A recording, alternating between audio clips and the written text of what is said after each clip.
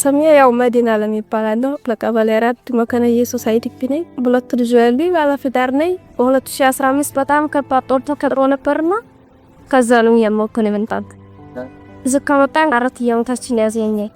ያው ዘለው በጣም ጭንቀት አለ ስነቱን ፖናን ጉዲያ ካለ በጣም አሁን ላይ ግን ያው ኗሪዎቹን ጋራ እየተግባባን በጣም በብዙ ነገር ይረዱናል።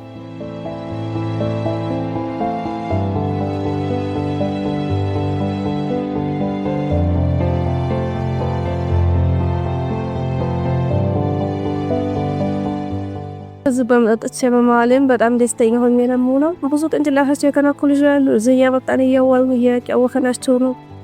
በጣም ደስተኛ ነን በዚህ በኩል ማለት ነው።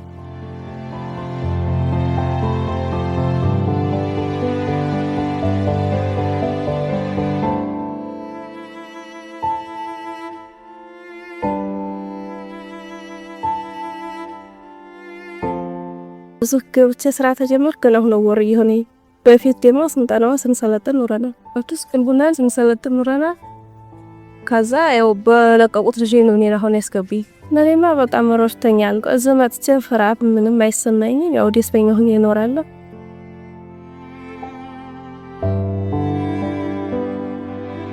ስላን ቦና ጉዳት ያለባችሁ ሰዎች እንረዳለን ማለት ነው። ዛዋሉ ዘፍ ከዶክ ጨናነቁም እንደዛ ሆኖም እያምን መክራቸዋለን። ቃላል ያለ ምክር አገልግሎት እንሰጣቸዋለን።